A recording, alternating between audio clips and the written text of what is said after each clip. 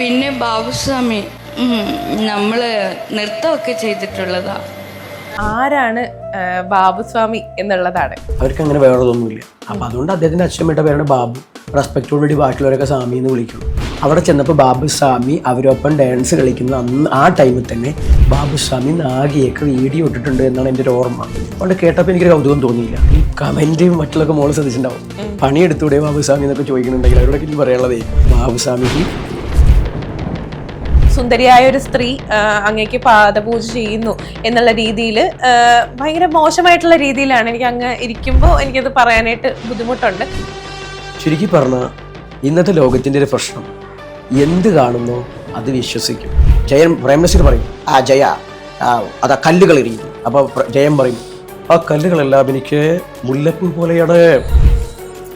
മനസ്സിലായി?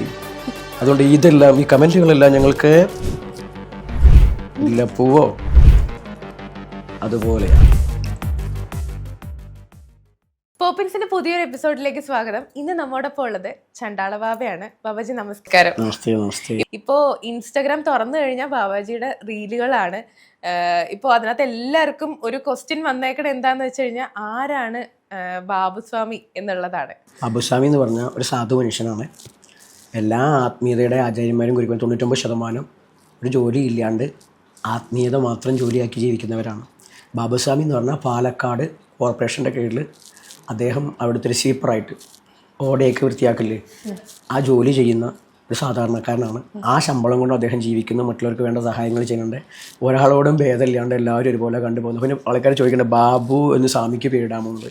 അദ്ദേഹം ഒരു സിദ്ധ പാരമ്പര്യത്തിൻ്റെ, ശങ്കര പാരമ്പര്യത്തിൽ മറ്റു നമുക്ക് അടക്കാവുന്ന പാരമ്പര്യമുണ്ട്, ആനന്ദ എന്നൊക്കെ പറഞ്ഞു. അവർക്ക് എങ്ങനെയാ വെച്ചാൽ അവരുടെ ഗുരു സമ്പ്രദായം അച്ഛനും അമ്മയുടെ പേരാണ്. അവർക്ക് അങ്ങനെ വേറൊന്നുമില്ല. അപ്പം അതുകൊണ്ട് അദ്ദേഹത്തിൻ്റെ അച്ഛനമ്മയുടെ പേരാണ് ബാബു. റെസ്പെക്റ്റോടുകൂടി ബാക്കിയുള്ളവരൊക്കെ സ്വാമി എന്ന് വിളിക്കണം. അദ്ദേഹം അദ്ദേഹത്തിൻ്റെ ലൈഫിൽ അങ്ങനെ പോകുകയും ചെയ്യുന്നുണ്ട്. അദ്ദേഹത്തിന് ഒരു തരത്തിലൊരു ഇതുമില്ല, ഒരു സാധു മനുഷ്യൻ. പക്ഷെ എന്താണ്, ബാബു എന്ന് പേര് ആദ്യമായിട്ട് കേൾക്കുക സ്വാമി. ഇവരുടെ വിചാരം സ്വാമി എന്നൊക്കെ പറഞ്ഞാൽ 1 കിലോമീറ്റർ, ഇപ്പോൾ നമ്മളെയൊക്കെ പേര് പോലെയൊക്കെ തന്നെ വലിയ നീളം വേണം. അവരെന്ന് പറഞ്ഞു കഴിഞ്ഞാൽ എന്താ പറയുക, മറ്റുള്ളവരോട് പോകാൻ പറ്റില്ല, അല്ലെങ്കിൽ പണിയെടുക്കാൻ പറ്റില്ല, ആത്മീയത അവിടെ നിന്നുകൊണ്ടിരിക്കുന്നത് ബാബുസ്വാമി. അതുകൊണ്ട് എനിക്ക് എല്ലാവരോടും പറയാനുള്ളത്, ഈ കമൻറ്റും മറ്റുള്ളൊക്കെ മോള് ശ്രദ്ധിച്ചിട്ടുണ്ടാവും. പണിയെടുത്തൂടെ ബാബുസ്വാമി എന്നൊക്കെ ചോദിക്കുന്നുണ്ടെങ്കിൽ അവരോടൊക്കെ എനിക്ക് പറയാനുള്ളതേ, ബാബുസ്വാമി പണിയെടുക്കൊണ്ട് ബാബുസ്വാമി ആർക്കും കമൻറ്റ് ചെയ്യാൻ നിൽക്കുന്നില്ല. മനസ്സിലായില്ലേ? പണിയില്ലാത്തവരാണ് ബാബുസ്വാമിക്ക് കമന്റ് ഇടുന്നത്. അവിടെ ബാബുസ്വാമീൻ്റെ ഇത് മഹത്വം പറഞ്ഞാൽ മനസ്സിലായില്ലോ. ഇതിൻ്റെ ഇടയിൽ ഒരുപാട് കമന്റുകൾ വന്നിട്ടുണ്ടായിരുന്നു, ഒരുപാട് ട്രോളുകൾ വന്നിട്ടുണ്ടായിരുന്നു. ബാബുസ്വാമിയും നാഗസൈനന്ദ്രിയും തമ്മിൽ എന്താണ് ബന്ധം എന്നുള്ളതായിരുന്നു. കാരണം നാഗസൈനന്ദ്രിയുടെ ക്ഷേത്രത്തിൽ ബാബുസ്വാമി പോയിട്ടുണ്ടായിരുന്നു, നൃത്തം ചെയ്തിട്ടുണ്ടായിരുന്നു എന്നൊക്കെ പറഞ്ഞപ്പോൾ ആളുകൾ വേറൊരു രീതിയിലാണ് അത് ചിത്രീകരിച്ചത്. ഇത് കണ്ടിരുന്നോ? ഓക്കെ. നാഗത് സംസാരിക്കുന്ന നേരത്ത്, നാഗേന അന്നാണ് കാണുന്നത്. നാഗ പറയുന്ന നേരത്ത് എനിക്ക് തോന്നി ഇത് വേറെ രീതിയിൽ, കാരണം നാഗ ഒരു വേറെ രീതിയിൽ ആൾക്കാർ കാണുന്നതല്ലേ, ആളുകൾ ഇട്ടോ നമ്മളല്ല. അപ്പം വെച്ചാൽ ആളുകൾ ഇതിനെ പരമാവധി ഉപയോഗപ്പെടുത്തും. കാരണം ഈ പറഞ്ഞ ബ്ലോഗർമാർ ഇതിനെ ഉപയോഗിക്കാൻ സാധ്യതയുണ്ട്. അവർ പരമാവധി ഇതുകൊണ്ട് ജീവിക്കും കുറച്ച് ദിവസം എന്ന് എനിക്ക് അപ്പോഴേ തോന്നിയിട്ടുണ്ട്. പക്ഷേ ആ ഒരു കുട്ടി ആ കാര്യം പറഞ്ഞില്ല, നാഗ പറയുന്നുണ്ടല്ലോ, ആ പറയുന്നതിൻ്റെ വീഡിയോ അന്ന് അവർ ഡാൻസ് കളിക്കുകയാണ്, അവർ കളിക്കുന്നുണ്ട് ക്ഷേത്രത്തിൽ. അവിടെയാണ് ക്ഷേത്രം എന്ന് പറഞ്ഞാൽ നാഗ ആരാധിക്കുന്ന ആ സിസ്റ്റം. അവിടെ ചെന്നപ്പോൾ ബാബുസ്വാമി അവരൊപ്പം ഡാൻസ് കളിക്കുന്ന അന്ന് ആ ടൈമിൽ തന്നെ ബാബുസ്വാമി നാഗിയൊക്കെ വീഡിയോ ഇട്ടിട്ടുണ്ട് എന്നാണ് എൻ്റെ ഒരു ഓർമ്മ. അതുകൊണ്ട് കേട്ടപ്പോൾ എനിക്കൊരു കൗതുകം തോന്നിയില്ല.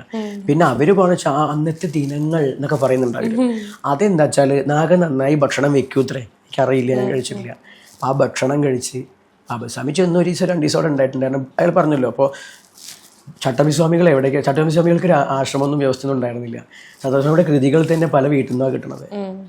ഇപ്പോൾ ബാബുസ്വാമിനും ചട്ടമ്പിസ്വാമിനെ ഒരുമിച്ച് ചേർക്കുമ്പോൾ പലർക്കും ഇഷ്ടപ്പെടില്ല. പക്ഷേ ചട്ടമ്പിസ്വാമിയുടെ കാലം ഈ കാലമായിരുന്നെങ്കിൽ ഈ പറഞ്ഞൊരു ചട്ടമ്പിസ്വാമിനെയും ട്രോളും. ചട്ടമ്പിയോ അതെന്ത് പേരാ ചോദിക്കും. മനസ്സിലായില്ലേ? അപ്പോൾ ബാബുസ്വാമി എന്താ വെച്ചാൽ അവിടെ പോയിട്ട്, അതുകൊണ്ട് എനിക്ക് ഇതൊന്നും അത്ഭുതമല്ല. ബാബുസ്വാമി തന്നെ ആശ്രമത്തിൽ വിളിച്ച് പറഞ്ഞു, ബാബുസ്വാമി ചിലതൊക്കെ ആൾക്കാരെ അയച്ചു കൊടുക്കുന്നുണ്ട് ബാബുസ്വാമിക്ക്, ബാബുസ്വാമി ഇതിനെയൊക്കെ ആസ്വദിക്കാന്ന് പറഞ്ഞുകൊണ്ട് ഞങ്ങളിതിനെയൊക്കെ എത്രത്തോളം, ഞങ്ങൾക്ക് ഇതൊക്കെ ഒരു തമാശയാണ് കുട്ടികളെ.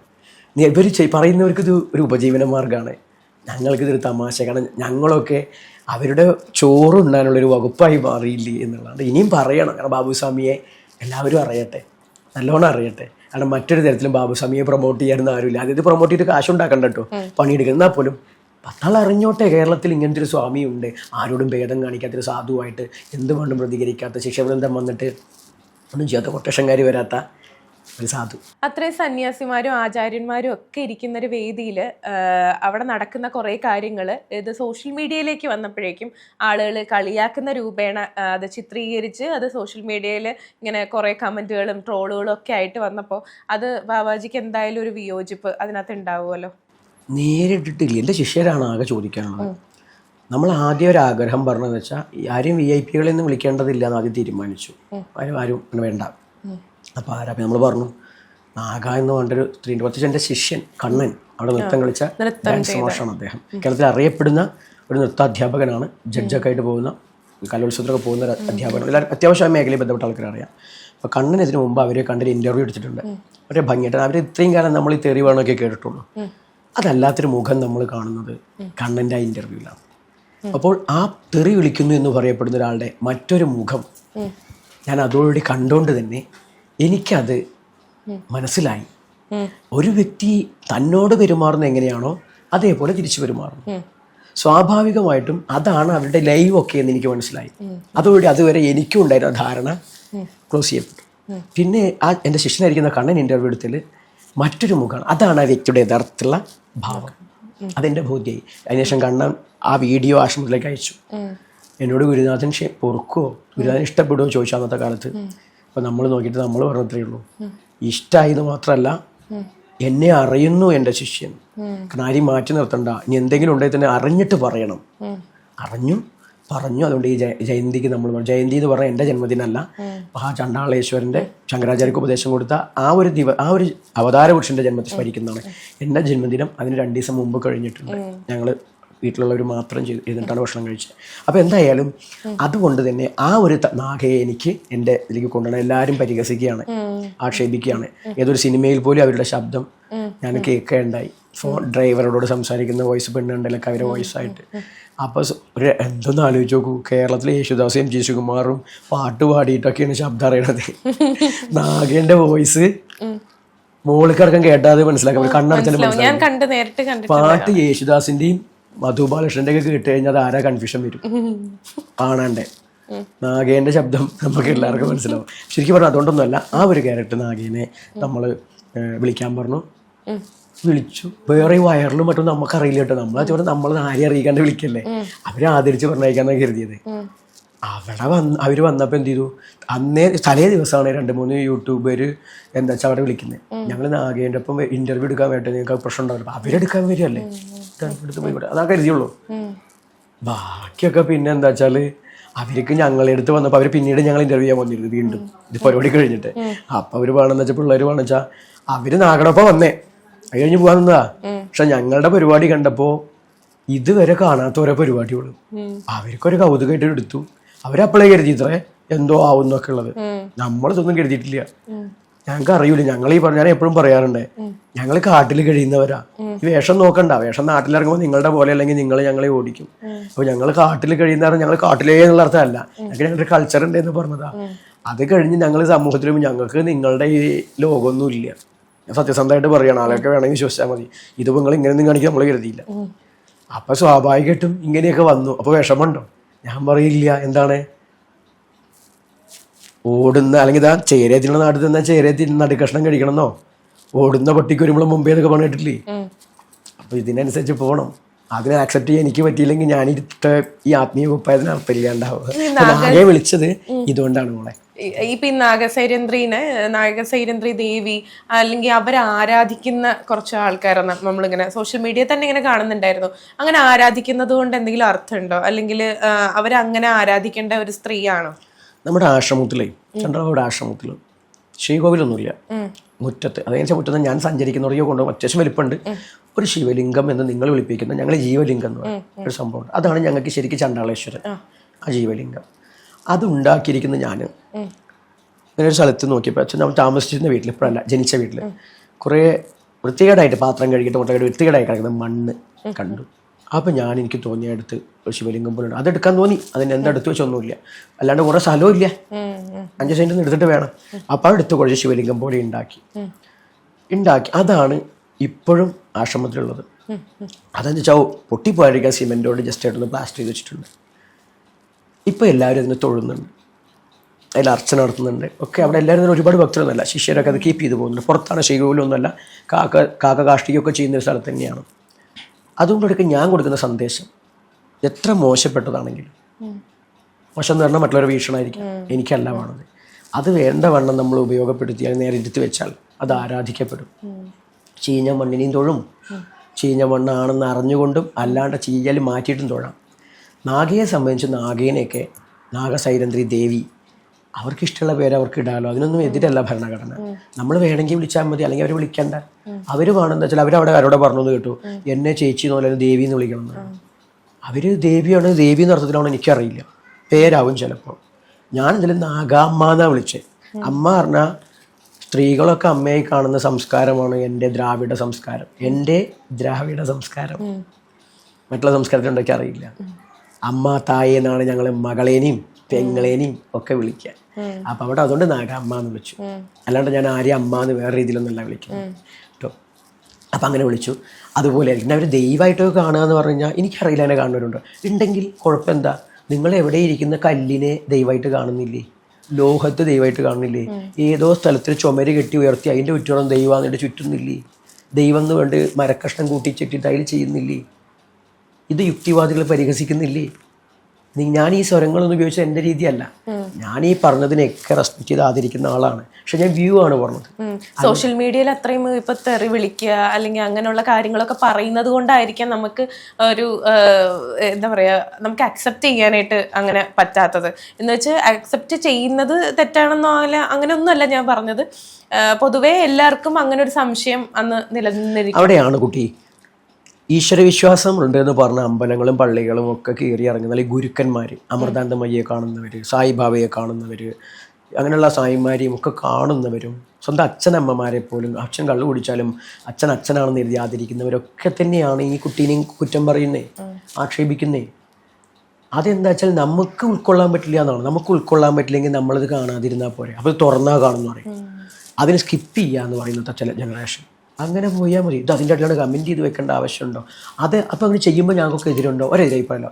ഒരുപാട് സ്ട്രെസ് അനുഭവിക്കുന്ന ആളുകളാണ് ഈ കാലഘട്ടത്തെ ആളുകൾ. അതിനൊക്കെ ഒരു കാരണമാകുമെന്ന് പറയുമ്പോൾ ചിലർ പറയും, ഞാൻ ഗുരുവായൂർ പോയതേ തൊഴാൻ വേണ്ടെന്നല്ല, എൻ്റെ മനസ്സൊന്ന് പെയ്തൊഴിയാണ് ഇല്ലേ? അതുപോലെ നാഗേനെ 4 തെറി വിളിച്ചാലോ, നമ്മളെയൊക്കെ 4 തെറി വിളിച്ചാലോ ആക്ഷേപിച്ചാലോ അവർ ഡ്രസ്സ് ഒഴിയെങ്കിൽ അവിടെ ഒരു ആശ്വാസം കിട്ടിയാൽ അത് ദൈവമാവുമെങ്കിൽ, ഇവിടെ നാഗയെ പറയുമ്പോൾ ഡ്രസ്സ് ഒഴിയുന്നുണ്ടെങ്കിൽ നാഗ ദൈവമാവോ ഇല്ലെന്ന് നമ്മൾ പറയുന്നില്ല. ഈ അത്രയും പേര് ഇരുന്ന ഒരു സ്ഥലത്ത് ഇപ്പോൾ ആളുകൾ പുറത്തേക്ക് ഈ ഒരു ഇതിന്റെ റീൽസ് ഒക്കെ വന്നപ്പോഴേക്കും ഈ ആത്മീയതേനെ ഇങ്ങനെ കളിയാക്കുന്ന രൂപേണ ചിത്രീകരിക്കുന്നത്, അതിന്റെ ഒരു ഇതിനോട് വിയോജിപ്പ് എന്തായാലും ഉണ്ടാവുമല്ലോ ബാബാജിക്ക്? വിയോജിപ്പ് പറഞ്ഞൊരു കാര്യം എനിക്ക് വിയോജിക്കുന്നത് ഇവിടെയാണ്. എല്ലാ മതത്തിലും ആചാര്യന്മാരുണ്ട്, എല്ലാ മതത്തിലും ആചാരങ്ങളും ഉണ്ട്. പക്ഷെ നമ്മൾ ചണ്ടാള ഭാവം പ്രൊമോട്ട് ചെയ്യുന്നത് ഇപ്പം നമ്മൾക്ക് ബ്രാഹ്മണാചാരങ്ങളൊക്കെ പഠിപ്പിക്കുന്ന ദേവസ്വം ബോർഡ് അംഗീകരിച്ച സ്ഥാപനമുള്ള ഒരു ആചാര്യനാണ് ഞാൻ. ഇത് പണിയാക്കി, ആത്മീയത പണിയാക്കി ജീവിക്കുന്ന ആളല്ല. എനിക്ക് പല ആളുകളും കമൻറ്റ് ചെയ്യുന്നുണ്ട് പണിയെടുത്ത് ജീവിച്ചൂടെ എന്നുള്ളത്. അത് നമ്മൾ ആദിമാർഗി മഹാചണ്ടാള ബാബ എന്നുള്ള ഫേസ്ബുക്ക് പ്രൊഫൈലിൽ ഇട്ടിട്ടുണ്ട്. നമുക്ക് 3-4 സ്ഥാപനങ്ങളുണ്ട്. ഒന്ന് ഈ എറണാകുളത്തിലെ തൃപ്പൂണിത്തറയിലുള്ള ഒരു ഇലക്ട്രിക്കൽ എഞ്ചിനീയറിംഗ് സ്ഥാപനമാണ്. Wiring solution. നിങ്ങൾക്ക് പ്രത്യേകിച്ച് അവിടെ നമ്മൾ മാനേജർ എന്ന് പറയുന്നത് ആ കുട്ടി ഇടുക്കിയിലെ ഈ എന്താ പറയുക, ഇടുക്കിയിൽ നമ്മളുടെ ഈ ഇതുണ്ടല്ലോ, ഈ വൈദ്യുത നിലയുണ്ടല്ലോ, വൈദ്യുത നിലയം തൊട്ടിട്ട് ഇന്ന് സാധാരണ വീട്ടിലെ വയറിങ് വരെ സംഭവങ്ങൾ കൃത്യമായി എക്സ്പീരിയൻസിനോട് 13 വർഷത്തെ എക്സ്പീരിയൻസ് ഉള്ള കുട്ടിയാണ്. എൻ്റെ ശിഷ്യനാണ്, അതാണ് നോക്കി നടത്തുന്നത്. അപ്പോൾ എന്താ വെച്ചാൽ ഒരു കാര്യം ജോലി അതായി. മറ്റൊന്ന് പെരിന്തൽമണ്ണ മലപ്പുറം ബേസ്ഡായിട്ട് എൻ്റെ ഒരു ശിഷ്യൻ ഇന്റീരിയർ വർക്ക് ചെയ്യുന്നുണ്ട്. പണിയെടുക്കല്ല, അതിൻ്റെ എല്ലാ കാര്യങ്ങളും ചെയ്ത് നടത്തുന്നുണ്ട്. നമ്മൾ സിവിൽ കഴിഞ്ഞ ഒരാളാണ്, വാസ്തു ചെയ്യുന്നത്. അങ്ങനെ ഒരു സംഭവം ഉണ്ട്. തൃശ്ശൂർ ജില്ലയിൽ വടക്കു നാശത്തിന് തൊട്ടടുത്ത് ഗണപതി കോവിലിന് നേരെ മുമ്പിലായിട്ട് ആത്മകലാപീഠം എന്ന് പറഞ്ഞിട്ടൊരു സ്ഥാപനമുണ്ട്. അവിടെ ഭരതനാട്യം, കുച്ചിപ്പുടി, നട്ടുവാങ്കം ഇതിന് ഞങ്ങൾ സർക്കാർ അംഗീകരിച്ചിട്ടുള്ള സർട്ടിഫിക്കറ്റ് കൊടുക്കുന്നുണ്ട്. പിന്നെ കൂടാതെ ഭരതനാട്യം അങ്ങനെയുള്ള കാര്യങ്ങൾ ഇതെൻ്റെ അണ്ടറുള്ള സ്ഥാപനമാണ്. തൃശ്ശൂർ തന്നെ അല്ലെങ്കിൽ വിവിധ ജില്ലകളിലായിട്ട് എനിക്ക് തന്ത്രവിദ്യാപീഠം റിക്രൂട്ട്മെൻറ്റ് ബോർഡിൻ്റെ, ദേവസ്വം റിക്രൂട്ട്മെൻറ്റ് ബോർഡിൻ്റെ കീഴിൽ സർക്കാർ അംഗീകരിച്ച സ്ഥാപനമാണ്, പ്രവർത്തിക്കുന്നുണ്ട്. അപ്പോൾ ഇത്തരം പ്രസ്ഥാനങ്ങളൊക്കെ എനിക്കുണ്ട്. അപ്പോൾ എന്താ വെച്ചാൽ സ്വാഭാവികമായിട്ട് പറഞ്ഞത് ഈ പണിയെടുത്ത് ജീവിച്ചൂടെ എന്ന് കമൻറ്റ് ചെയ്യും. അവരോടൊക്കെ പറഞ്ഞ് ഞങ്ങളൊക്കെ പണിയെടുത്താൽ ജീവിക്കണം. പക്ഷേ ഒരു വീഡിയോ കണ്ടിട്ട് പണിയില്ല എന്ന് കരുതുമ്പോൾ ഞാൻ ആദ്യം പറഞ്ഞ ഡയലോഗ് ഒന്നുകൂടി പറയുകയാണ്. ഇത് കണ്ട് സമയം കളയുന്നവർക്കല്ലേ പണിയില്ലാതെ കാണണ്ടാതല്ല. അപ്പോൾ അവിടെയാണ് മോള് ചോദിച്ചാലും ശരി, കമൻറ്റ് ചെയ്യുമ്പോൾ വിഷമം ഉണ്ടാവുമോ ചോദിച്ചു കഴിഞ്ഞാൽ അതല്ല മോളുടെ ചോദ്യം ആത്യന്തികമായിട്ട്. കമൻറ്റ് ചെയ്യുമ്പോൾ വിഷമം ഉണ്ടാവുക വെച്ചാൽ ഇവിടെ വിഷമത്തുകൊണ്ടാണ്. മറ്റുള്ള ആളുകളുടെയൊക്കെ ആചാരാനുഷ്ഠാന വിശ്വാസ പദ്ധതികളൊന്നും ഇതുപോലെ ചെയ്യില്ല. ഞാൻ ദലിത്, ആദിവാസി അല്ലെങ്കിൽ പിന്നോക്ക വിഭാഗങ്ങളെ സവർണ എന്ന് വിശേഷിപ്പിക്കപ്പെടുന്ന ബ്രാഹ്മണ, ക്ഷത്രിയ, വൈശ്യ, ശൂദ്ര എന്ന് തുടങ്ങുന്ന വേദിക് ഹിന്ദുയിസത്തിൻ്റെ ഭാഗമുള്ള ആളുകളുടെ അപ്പുറവും ഒരു സമൂഹം ഇവിടെ ഉണ്ടെന്നും അവർക്കൊരു ആചാരം ഉണ്ടെന്നും പറയാൻ വേണ്ടി അത് സാംസ്കാരികമായിട്ടും ധാർമ്മികമായിട്ടും നിയമപരമായിട്ടും ഞാൻ കേവലം ഇത് ചെയ്യും പറയും മാത്രമല്ല, കോടതികളിലൊക്കെ പല രീതിയിലും ഇതിനെ പ്രൊട്ടക്ട് ചെയ്യാൻ വേണ്ടിയിട്ട് പല കേസുകൾ നടന്നുകൊണ്ടിരിക്കുന്നുണ്ട്. അതിനൊക്കെ കക്ഷി ചേരുകയും അപ്പീലൊക്കെ ചെയ്തിട്ടുള്ളതാണ്. സുപ്രീം കോടതി, ഹൈക്കോടതിയിലൊക്കെ കേസ് നടക്കുന്നുണ്ട്. അതുകൊണ്ട് എന്താ വെച്ചാൽ കേവലം ഒരു ആചാരം മാത്രമല്ല ഇതിനു വേണ്ടി. അത് വെച്ചാൽ നവോത്ഥാനം കുട്ടിഘോഷിക്കുന്ന നമ്മളെല്ലാവരും നവോത്ഥാനമൊക്കെ പറയുകയാണ്. അത് പരിധി വരെ കണ്ടതൊക്കെ മതി, അതിൻ്റെ അപ്പുറമൊന്നും വേണ്ട എന്നുള്ളതാണ്. എന്നാൽ അമ്പലത്തിനെ കുറിച്ച് കുറ്റില്ല, അത് നടക്കണം. പള്ളീനെ കുറിച്ച് കുറ്റമില്ല. പലരും പലതും ചെയ്യുന്നുണ്ട് അല്ലെ, മുടി വെച്ചിട്ടും തല വെച്ചിട്ടും തൊപ്പി വെച്ചിട്ടും പലതും ചെയ്യുന്നില്ല. ഒക്കെ അവർക്ക് ആദരിക്കപ്പെടണം. ഇതൊക്കെ കാണുമ്പോഴേക്കും ആളുകൾ പറയുന്നത് അവർക്ക് ഭ്രാന്താണ് എന്നൊക്കെ. എനിക്ക് തോന്നുന്നു ഏറ്റവും കൂടുതൽ കേട്ടിട്ടുള്ളത് അത് നാഗസൈരന്ധ്രി ആയിരിക്കും ആ കൂട്ടത്തില്. അല്ല, അതെന്താ വെച്ചാൽ അതാണ് ആളുകൾ പറയുന്നത് അവരുടെ ഇഷ്ടത്തിന് ചെയ്യല്ലേ. നമ്മൾ തന്നെ നമ്മളുടെ ആ പരിപാടി നടന്നപ്പോൾ ഞങ്ങൾ പുറത്തുനിന്നൊരു പിരിവെടുത്തിട്ടില്ല, ഒരു ഫണ്ട് സ്വീകരിക്കുന്നില്ല. ഞങ്ങളുടെ ഒരു ആചാരം അതെന്താ വെച്ചാൽ ഒരു സ്ഥലത്ത് ഇരുന്ന്, ഒരു വീട്ടിലോ ഒരു മുറ്റത്തോ ഇരുന്ന് ചെയ്യേണ്ട കാര്യം കുറച്ച് ഭക്തരോടും കൂടിയപ്പോൾ അവിടെ ഇരുത്താൻ പറ്റില്ല. സ്വാഭാവികമായിട്ട് സൗകര്യം ഞങ്ങൾ ഹാളിലേക്ക് മാറ്റി. ആ ഹാളിലുമായിട്ട് ഞങ്ങൾ അവിടെ നടത്തുന്നു. ഞങ്ങൾ മാത്രമേ ഉള്ളൂ. കേരളത്തിൽ മൊത്തത്തിൽ അനൗൺസ്മെൻറ്റ് നടന്നിട്ടില്ല. തൃശ്ശൂരിൽ അനൗൺസ്മെൻറ്റ് നടന്നിട്ടില്ല. ആശ്രമത്തിൻ്റെ അടുത്ത് അനൗൺസ്മെൻറ്റ് നടന്നിട്ടില്ല. നോട്ടീസ് കൊടുത്ത് ആരും ക്ഷണിച്ചിട്ടില്ല. സ്വാഭാവികമായിട്ടും ഞങ്ങൾ എല്ലാ വർഷവും ഡിസംബർ 4 നടത്തുന്ന പരിപാടി നടത്തി. ഒരു പൈസ പിരിവെടുത്താൽ എല്ലാവരും പാടാം. ഇതിൻ്റെ പേരിൽ എന്തെങ്കിലും വേറൊരു ദൈവമാണെന്ന സങ്കല്പത്തിൽ ആ രീതിയിൽ ഫണ്ടിങ് നടക്കണമെങ്കിൽ പറയണം. ഇതിപ്പോ നാഗസൈരന്ധ്രി വന്നതുകൊണ്ട് അതൊരു പ്രമോഷനായിട്ട് മാറിയോ? അതും തന്നെ ആ ഉദ്ദേശം ഉണ്ടെങ്കിൽ ഞാൻ അംഗീകരിച്ചു കൊടുക്കും. എൻ്റെ ഉദ്ദേശമില്ല. അങ്ങനെയാണെങ്കിൽ ഇപ്പോൾ അബാക് മീഡിയയിലെ രോഹിത് ജിനെ വിളിച്ചിട്ട് നമ്മൾ പുരസ്കാരം കൊടുത്തു. രാധാകൃഷ്ണൻ IPS റിട്ടയർഡ് SP ആണ്, അദ്ദേഹത്തിന് പുരസ്കാരം കൊടുത്തു. അതിൻ്റെ കൂട്ടത്തിലൊരാളല്ലേ. ഇതൊന്നും ഞങ്ങളൊന്നും ചെയ്തിട്ടില്ലല്ലോ. എന്തിനാ അബാക് മീഡിയ പോലെ രോഹിത് ജിക്ക് കിട്ടുന്ന വലിയ ഒരു പോസ്റ്റ് അദ്ദേഹം എന്ന് പറഞ്ഞാൽ ഇവിടുത്തെ സ്ഥാപനമെങ്കിലും ഇട്ടു. നാഗസൈരന്ധ്രി പോസ്റ്റ് ഇട്ടോ എനിക്ക് എനിക്ക് ഒരു FBയിൽ അറിയില്ല. അപ്പം അത് പ്രൊമോഷൻ എന്നൊക്കെ മറ്റുള്ളവരെ കാഴ്ച, അത് ആളുകളുടെ കാഴ്ച എന്തോ പൈസ കൊടുത്ത് പ്രൊമോട്ട് ചെയ്ത് വരികയാണ് പലരും. ഞാൻ മനസ്സിലാക്കി, എനിക്ക് അറിയില്ലായിരുന്നു. അങ്ങോട്ട് പൈസ കൊടുത്ത് എനിക്കെന്താ വെച്ചാൽ ശീതൾ എന്നൊക്കെ പറഞ്ഞാൽ എന്താ ശീതളല്ല എന്താ രോഹിത് ജീനെയൊക്കെ പേരെടുത്ത് പറയാണ്ടൊരു വീഡിയോ വന്ന് ഞാൻ ശ്രദ്ധയിൽപ്പെട്ടു. എനിക്ക് ശീതളിസോ എന്തുകൊണ്ട് ശീതളം എന്തുകൊണ്ട് ആ കുട്ടിയൊക്കെ പറയുമ്പോൾ ഞാൻ അറിയുന്നത് എന്താ വെച്ചാൽ പൈസ അങ്ങോട്ട് കൊടുത്ത് വീഡിയോ എടുക്കുന്നുള്ളത്. കാരണം ഇത്രയും കാലം നമ്മൾ അബാക്കിൽ വന്നിട്ട് 1 രൂപ പോലും ഇങ്ങോട്ട് കൊടുത്തിട്ടില്ല. പലപ്പോഴും എനിക്ക് പൈസ ഒന്നും ഇല്ലാത്ത സമയത്തും രോഹിത് ഞാൻ പാലക്കാട് ആകുമ്പോൾ പോലും എന്നെ അവിടെ വന്നിട്ട് ഒരാളല്ല വരിക, ഈ ക്യാമറാമാനൊക്കെ ഉണ്ടാവും, അങ്ങനെയൊക്കെ വന്നിട്ടുണ്ട്. അപ്പോൾ അങ്ങനെ കരുതുന്നവരുടെ നാട്ടിൽ പൈസ കൊടുത്ത് വീഡിയോ എടുക്കും എന്ന് കരുതുന്നവരുടെ നാട്ടിൽ ഒരു പ്രൊമോഷൻ ഇതുവരെ നമ്മൾ ചെയ്തിട്ടില്ല. എന്നെ അറിയുന്നവർ, എന്നെ ഇഷ്ടപ്പെടുന്നവർ ഇയാളിങ്ങനെ മറച്ചു വെക്കേണ്ട ഒരാളല്ല. ഇയാൾക്ക് എന്തൊക്കെയാണ് ചിലപ്പോൾ സ്പിരിച്വലായിട്ട് ബിസിനസ്സായിട്ടും പലതും കാണുന്നുണ്ടാവും. രോഹിത് ജോ കാണുന്നത് എന്താ വെച്ചാൽ ഞാൻ മനസ്സിലാക്കിയത് ഇദ്ദേഹത്തെ പുറലോകം അറിയണം. കാരണം നമ്മൾ രോഹിത് ജിയോട് രോഹിതിൻ്റെ കമ്മ്യൂണിറ്റി മറ്റുള്ള ആശയമൊക്കെ മനസ്സിലാക്കിയപ്പോൾ രോഹിത് ജിക്ക് നമ്മുടെ പോലുള്ള ആളുകൾ പുറത്തേക്ക് വരണം. ഇത് മാത്രമല്ല എല്ലാം വരണം. അതിൻ്റെ ഒപ്പം ഇതൊന്നും കൂടി അഡീഷണൽ ആണ്. ഇത് ഏറ്റവും താഴ്ത്തി വെക്കുന്നു അല്ലെങ്കിൽ ഒതുക്കി വെക്കുന്നു ആ കാഴ്ചകൾ പ്രവർത്തിക്കുന്ന ഒരാളാണ്. അപ്പോൾ അതുകൊണ്ട് അങ്ങനെ ഈ പൈസ കൊടുക്കും. അതുപോലെ ഇപ്പം ഞാൻ വന്നിരിക്കുന്നു, ഇന്ന് ഞാൻ വരുമ്പോഴാണ് എനിക്ക് ആദ്യ ആളുകൾ വിളിച്ചു പറഞ്ഞത് അങ്ങോട്ട് പൈസ വേണമെങ്കിൽ എന്നോട് ക്ഷമിക്കണം കേട്ടോ, എനിക്ക് ഇൻ്റർവ്യൂ എടുക്കാൻ പറ്റില്ല എന്നൊരു വ്യക്തി പറഞ്ഞു. എൻ്റെ ഇൻ്റർവ്യൂ അപ്പോൾ എനിക്ക് അത്ഭുതം, അയ്യോ ഇങ്ങോട്ടും പൈസ ഒന്ന് ഇൻ്റർവ്യൂ എടുക്കുമോ, എനിക്കറിയില്ല. പിന്നെ നമ്മൾ പറഞ്ഞു അങ്ങനെ ആരെടുത്തും ഒരു കാലത്തും പൈസ വാങ്ങണ്ട, ഉണ്ടെങ്കിൽ തന്നെ നമ്മൾ കാരണം ഒരാൾക്ക് എന്തെങ്കിലും ഒരു കാരണം പരിഹസിച്ചിട്ടെങ്കിലും അതെങ്കിലും ആവട്ടെ കൊടുത്തിട്ട്. അപ്പോൾ എന്താ വെച്ചാൽ നമ്മൾ ഇത്രേ പറഞ്ഞുള്ളൂ, ആദിവാസി ദലിത് പിന്നോക്ക വിഭാഗങ്ങൾക്ക് വേണ്ടി സംസാരിക്കാൻ ഒരു അവസരം കിട്ടല്ലോ എന്ന്. അപ്പോൾ തെറ്റിദ്ധരിക്കുന്ന ആളുകളുണ്ടെങ്കിൽ അവരോട് നമുക്ക് പറയാനുള്ളത് നമ്മളൊരു പ്രൊമോഷൻ നടത്തിയിട്ടില്ല. പ്രൊമോഷൻ നടത്തുന്നത് പ്രകൃതിയാണ്. കാരണം രാഷ്ട്രീയക്കാരും എല്ലാവരും ഞാൻ പറയുന്ന ആശയങ്ങളെ അടിച്ചൊതുക്കുമ്പോൾ അതിവിടുത്തെ ഈ മണ്ണിൻ്റെ മക്കളുടെ മണമുള്ള ആത്മീയതയെ തടസ്സപ്പെടുത്തുകയാണ്. പ്രകൃതി എനിക്ക് പ്രൊമോഷൻ തന്നു, കളിയാക്കിയിട്ടാണെങ്കിലും. ഇന്ന് കേരളത്തിൽ ഇപ്പോൾ പലരും കണ്ടാൽ പറഞ്ഞു റീൽസിൽ എടുത്തു കഴിഞ്ഞാൽ എന്താ ഇൻസ്റ്റ എടുത്തു കഴിഞ്ഞാൽ, ഇൻസ്റ്റ ഞാൻ ഉപയോഗിക്കുന്നില്ല, അതാണ് എന്താ ഇൻസ്റ്റ ചോദിച്ചത്, എനിക്കത് ഇവിടെ നിന്ന് കിട്ടില്ല. അപ്പോൾ എന്താ വെച്ചാൽ ഇൻസ്റ്റയിൽ തുറന്നാൽ അങ്ങാണെന്ന് പറഞ്ഞു. അപ്പോൾ എന്തായാലും ജനങ്ങൾ എന്നെ കാണും, എനിക്ക് കാശുണ്ട്. പല ചാത്തൻ സേവാ മഠങ്ങളൊക്കെ ഒരുപാട് പൈസ ചിലവാക്കിയിട്ടാണ് ചെയ്യുന്നത് പോലെ കാണാൻ പറ്റും. അത്രയും നമ്മളൊന്നും ചെയ്യണില്ല, റീൽസൊന്നും അങ്ങനെ കാണാൻ പറ്റില്ല. അപ്പോൾ സ്വാഭാവികമായിട്ട് എന്താണ് പ്രകൃതിയാണ് എന്നെ പ്രൊമോഷൻ ചെയ്യുന്നത്. ഇപ്പൊ ബാബാജിയുടെ സഹധർമ്മിണി പാദപൂജ ചെയ്യുന്ന ഒരു വീഡിയോ സോഷ്യൽ മീഡിയയിൽ ഇങ്ങനെ അതിന്റെ ഭാഗമായിട്ട് വന്നിട്ടുണ്ടായിരുന്നു. ഇത് വേറൊരാള് ഒരു മോശം രീതിയിൽ റിയാക്ട് ചെയ്യുന്ന ഒരു വീഡിയോ നമ്മൾ കണ്ടിട്ടുണ്ടായിരുന്നു. അതായത് എന്താ പറയാ, ഒരു സുന്ദരിയായ ഒരു സ്ത്രീ അങ്ങേക്ക് പാദപൂജ ചെയ്യുന്നു എന്നുള്ള രീതിയിൽ ഭയങ്കര മോശമായിട്ടുള്ള രീതിയിലാണ്. എനിക്ക് അങ്ങ് ഇരിക്കുമ്പോൾ എനിക്കത് പറയാനായിട്ട് ബുദ്ധിമുട്ടുണ്ട്. പക്ഷെ ആ ഒരു രീതിയിലൊക്കെ ഇങ്ങനെ കമന്റുകളും കാര്യങ്ങളും ഒക്കെ വരുന്നതും വീഡിയോസിന് ഇങ്ങനെ റിയാക്ഷൻ വരുന്നതും ഒക്കെ ശ്രദ്ധയിൽപ്പെട്ടിട്ടുണ്ടായിരുന്നു. ഭാര്യ എന്ന് മോശമായിട്ടല്ല, സമൂഹം കാണുന്ന രീതി, ആ ഭാര്യാപദത്തിന് രീതിയും വേറെയാണ്. ഭാര്യ മോശം പദമല്ല, വ്യൂ ആണ് പ്രശ്നം. ഇവിടെയാണ് അവർക്ക് ആ വീഡിയോ അയച്ചു കൊടുക്കുന്ന അവിടുത്തെ ഡാൻസ് പഠിക്കുന്ന പിള്ളേരുണ്ട് കണ്ണൻ്റെ കീഴിൽ എന്ന് പറഞ്ഞാൽ അവരൊപ്പം നിന്നിട്ട്. അപ്പം എന്താ വെച്ചാൽ ആ കുട്ടികളാണ് അയച്ചു കൊടുക്കുന്നത്. അംബാജി ഇത് കണ്ടിരുന്നോ, ഇങ്ങനെ സംഭവം ഉണ്ട്, അവരത് കണ്ടതിന് ശേഷം നമ്മളോട് പറഞ്ഞു ഇങ്ങനെ സംഭവമുണ്ട്, ആൾക്കാർ ഇങ്ങനെയൊക്കെ എഴുതിയിട്ടുണ്ട്.